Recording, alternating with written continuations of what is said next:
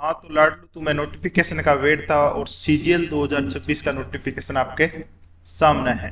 इसकी जो फॉर्म भरने की डेट है वो है 21 मई से लेके 22 जून तक। तो हम इस वीडियो में देखेंगे कि 75 डेज की स्ट्रेटेजी, क्योंकि सबकी फटी पड़ी है। पहले सब सोच रहे थे कि कब आएगा कब आएगा कब आएगा। अब जब ये नोटिफिकेशन आ गया है तो अब ये सब सोच रहे हैं कि अब करना क्या है करना क्या है करना क्या है। तो इस वीडियो में हम देखेंगे कि हमें 75 डेज में क्या करना है ताकि प्री आराम से निकल जाए।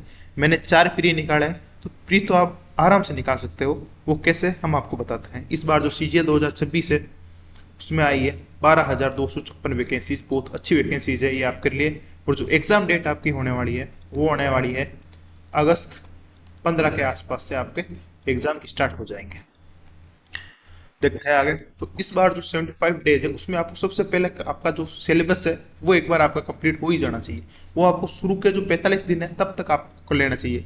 हम इसमें जो 75 दिन है उसको पहले आप देखिए, शुरू के 45 डेज है उसमें आपको सिलेबस कंप्लीट कर लेना। जितना बाकी है वो सारा कर लो और लास्ट के जो डेज आपको बचेंगे वो बचेंगे आपके पास 30 डेज।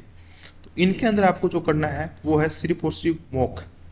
चाहे ओलाई बोर्ड के लगाओ चाहे टेक्स्ट बुक के लगाओ, लेकिन ये आपका जो लास्ट का जो 30 डेज रहेगा वो सिर्फ और सिर्फ मॉक पे चलेगा।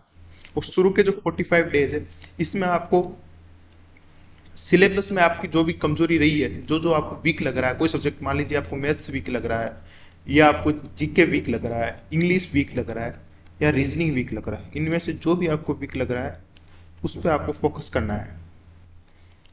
तो आपका जो लक्ष्य है वो आपके सामने है। 12,256 वैकेंसी है, क्योंकि ये टेंटेटिव वैकेंसी है। इसका मतलब है कि ये इसके जो आगे बढ़ने के चांसेस है वही है, कम नहीं होगी, इससे ज़्यादा ही बढ़ेगी।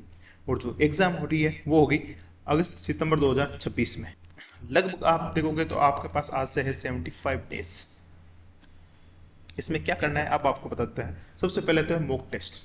मॉक टेस्ट आपने अगर शुरू के जो 45 डेज है उसमें अगर आपने अपना सिलेबस कंप्लीट कर लिया तो आपके पास जो मॉक टेस्ट दोगे आप लास्ट के जो 30 डेज में, तो उसमें जो आपको बहुत ज़्यादा जो है आपका सिलेबस कंप्लीट होगा। तो और रिवीजन इसमें करना है। अब जिसका सिलेबस कंप्लीट है उसके सामने जो रहेगा वो रहेगा रिवीजन, और जिसका रिवीजन हो चुका होगा वो जो लास्ट के जो डेज मिलेंगे उसके पास उसके अंदर वो फोड़ के रख देगा। तो 30 दिनों के अंदर आपने 30 मॉक लगा लिए, बढ़िया तरीके से उनको एनालिसिस कर लिया। सबसे पहले मॉक देना है, फिर उसका एनालिसिस करना है, फिर उसमें क्या क्या कमी रह जाएगी उसको आपको सुधारना है, फिर अगले दिन एक नया मॉक। ये जो साइकिल आपके सामने बनेगी, मॉक देना, एनालिसिस करना, दूसरे दिन उसमें जो कमी रह जाएगी उसको सुधार कर वापस मॉक देना। ये आपका जो स्कोर है वो आपका कम से कम 140 के अराउंड होना ही चाहिए। इसके प्लस होना चाहिए, इससे कम नहीं होना चाहिए। और टारगेट क्वेश्चन आपके होने चाहिए 70 से 80। वो मैं आपको क्यों बता रहा हूँ, आप सोच रहे हो कि आप सो क्यों नहीं बता रहे, तो इसका मैं आपको बता रहा हूँ कि इस बार जो एसएससी ने जो काम किया है वो किया है सेक्शनल टाइमिंग का। हर सब्जेक्ट के लिए 15 मिनट। पहले क्या होता था कि अगर आपको 60 मिनट मिल गए तो आप, हो सकता है सबसे पहले आपने जीके को किया, फिर आपने रीजनिंग को किया, फिर आपने इंग्लिश को किया, फिर आपने मैथ्स को किया। लेकिन इस बार ऐसा नहीं है। इस बार आपको रीजनिंग है तो उसके लिए 15 मिनट, जीके है तो उसके लिए 15 मिनट, इंग्लिश है तो उसके लिए 15 मिनट, और मैथ्स है तो उसके लिए अलग से 15 मिनट। मतलब ये नहीं होगा कि आपने अगर जीके को अगर 5 मिनट में कर लिया तो आप सीधे चले गए मैथ्स पे जहाँ पे ज़्यादा टाइम लगेगा वो आपने कर लिया। इसका मतलब ये होगा कि जैसे मैथ्स जैसे सब्जेक्ट है उसमें आप 15 मिनट के अंदर लगभग 20 के आसपास क्वेश्चन कर पाओ। यही समस्या आपको रीजनिंग में भी हो सकती है, इंग्लिश के अंदर भी हो सकती है। हो सकता है अपने इंग्लिश में 25 आपको आ रहे थे लेकिन आप वहाँ 21 या 22 ही कर पाए। तो आपका जो ओवरऑल अटेम्प्ट रहेगा वो रहेगा एवरेज 85 से 90। इस बार ये नहीं किया कोई बोल देगा कि नहीं वो 100 में से 100 करके आ गए, इसका मतलब वो सारे के सारे तुक्के लगा के आया। वरना मैथ्स में 15 मिनट में 25 क्वेश्चन बहुत सरल नहीं आएंगे, मैथ के क्वेश्चन तो नहीं हो सकते। इस बार आपके लिए जो होगा, जो सबसे बड़ी चीज रहेगी वो है सेक्शनल टाइमिंग।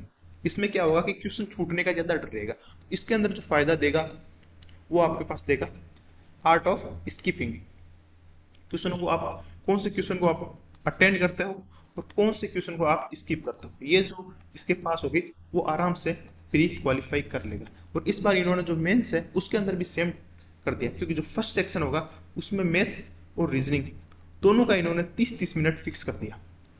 पहले क्या होता था कि जो रीजनिंग होती थी वो एवरेज बंदा 20 मिनट में कर लेता था और बाकी वाली जो 40 मिनट रहती थी उसके अंदर वो करता था मैथ्स। लेकिन इस बार इन्होंने क्या किया, दोनों के लिए 30-30 मिनट कर दी। इस बार जो मेंस के अंदर भी ये जो सेक्शनल टाइमिंग वाला नाटक है वो चलने वाला है, और इस वजह से इसका जो फर्स्ट में जो 180 नंबर्स का है उसके अंदर लोगों के 90 में से 90 अब बहुत कम लोगों के आएंगे, क्योंकि सेक्शनल टाइमिंग की वजह से स्कोर कम होगा। और सेकंड जो सेक्शन होता था जिसमें इंग्लिश और जीके आती है, उसमें से उन्होंने जीके के लिए रखे हैं सिर्फ 20 मिनट्स, और अंग्रेजी के लिए उन्होंने रखे हैं 40 मिनट्स। ये बहुत अच्छा किया है उन्होंने, क्योंकि इसके अंदर तो आराम से 40 मिनट में आप कर सकते हो, 40 मिनट में आप आराम से इंग्लिश कर सकते हो और 20 मिनट में आप आराम से जीके कर सकते हो। फिर ये कंप्यूटर है तो इसमें कोई दिक्कत नहीं है, 15 मिनट आपको मिलेंगे और आप मतलब 6 से 7 मिनट के अंदर अंदर उन जो 15 क्वेश्चनों को आराम से कर लोगे। टोटल हमारा जो बनता है मेंस वो बनता है 390 नंबर का। अब देखते हैं मेन जीके जीएस की, क्योंकि जीके और जीएस मैंने 55 प्लस स्कोर किया है तो मेरे को पता है कि स्कोर कैसे करना है जीके और जीएस के अंदर। आपके सामने जो प्री के अंदर जो क्वेश्चन आएंगे 25 में से आपको लगभग आएंगे 15 के आसपास। जो उसके बाद जो चलेंगे वो चलेंगे आर्ट ऑफ स्किपिंग पर, या जिसे हम कहते हैं एलिमिनेशन टेक्निक। आपको कौन से ऑप्शन आपको पता है कि जो गलत है उसको हटाना है और जो सही है उन पे आपको लेनी है रिस्क।